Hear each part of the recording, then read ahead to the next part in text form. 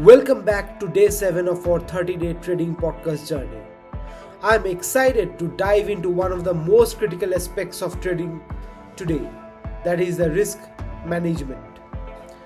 If there is one thing that separates successful traders from the rest, it's the ability to manage risk effectively. It's not just about making money, it's about protecting your capital so you can stay in the game long enough to let your strategy play out. So let's get into how many can you safeguard your trading account and minimize your losses. First thing first, what exactly is risk management? Simply put, risk management is the process of identifying, accessing and controlling risks in your trades. In trading terms, it means understanding how much money you are willing to risk on each trade and having strategies in place to minimize your losses when things don't go your way.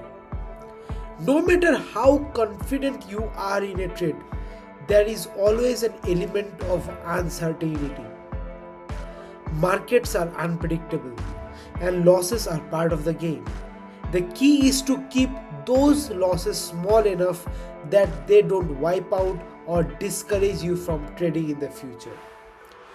If you think of trading like running a business, risk management is like your insurance policy. It ensures you that you can weather the storms and still stay profitable in the long run. One of the simplest and the most effective risk management tools is the stop loss order. A stop loss is an order you place with your broker to automatically sell or close your position when the price reaches a certain level. This ensures that if the market moves against you, your losses are limited. Setting a stop loss is then non-negotiable for smart trading. Without one, you risk letting a small loss turn into a catastrophic one because you are hoping the market will turn around. Hope is not a strategy. Here is how to use stop losses effectively. Place your stop loss at logical levels. Your stop loss shouldn't be random. It should be placed at a level that makes sense based on the technical setup. For example, if you are trading based on support and resistance, you might place your stop loss just below a support level if you are going long. Keep your risk per trade consistent. A common rule is to only risk 1 to 2% of your trading account on any single trade.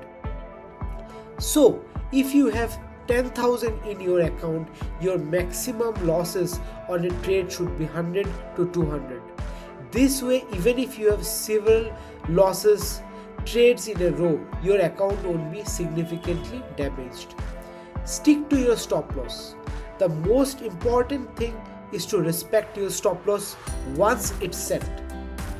Don't move it or remove it altogether just because you think the market will eventually reverse. That's a recipe for disaster. Now that we have covered stop losses, let's talk about the risk-reward ratio. This concept is the heart of the risk management and it's one of the most important metrics for evaluating your trades. The risk-reward ratio is simply a comparison of how much you are risking to how much you stand to gain on a trade. For example, if you are risking 100 on a trade but you expect to make 300, your risk-reward ratio is 1:3. A good rule of thumb is to aim for a minimum risk-reward ratio of 1:2. That means for every dollar you risk, you are aiming to make at least $2. This ensures that even if you only win 50% of your trades, you can still be profitable because your winners are bigger than your losses. Here is why the risk-reward ratio matters. It keeps you disciplined. Having a clear risk-reward ratio forces you to think about the potential reward before entering a trade. If a trade doesn't offer at least a 1 to 2% risk reward ratio, it might not be worth taking. It reduces emotional trading.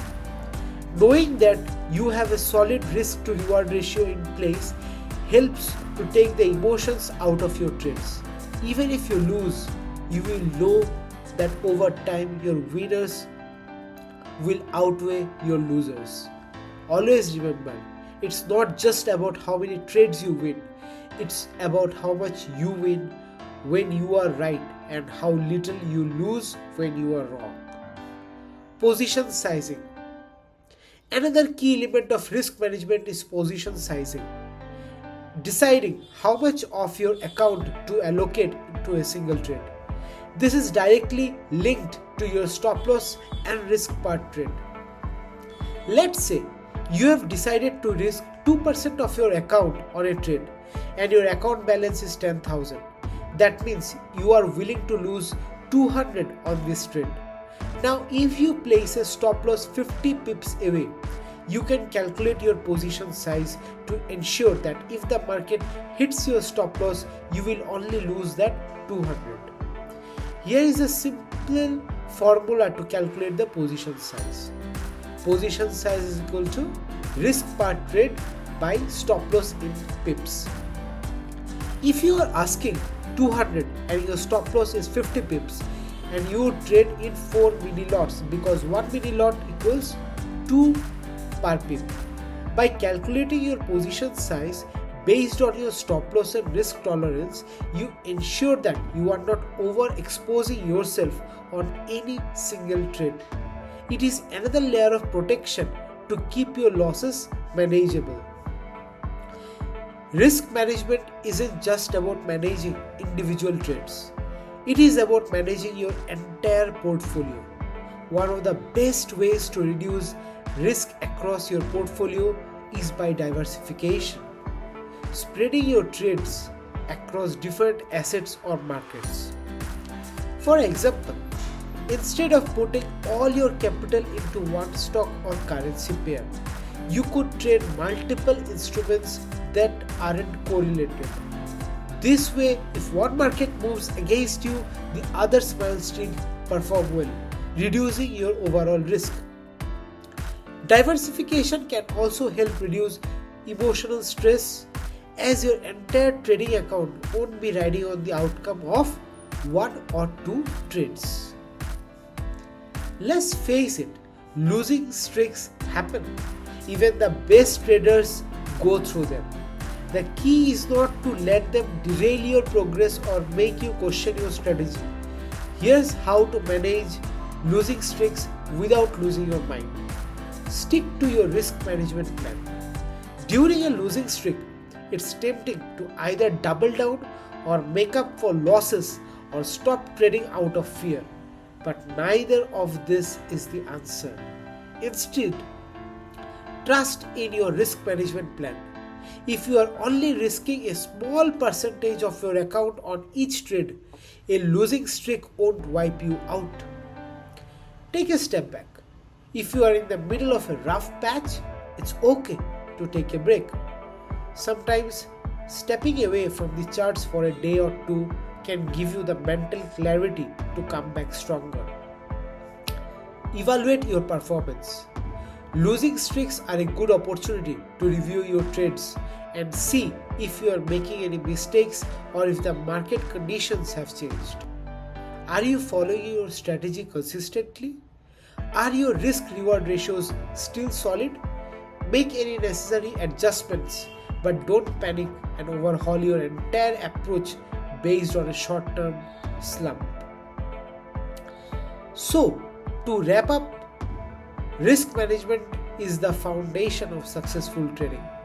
It's about protecting your capital, sticking to a disciplined approach, and ensuring that your winners outweigh your losers.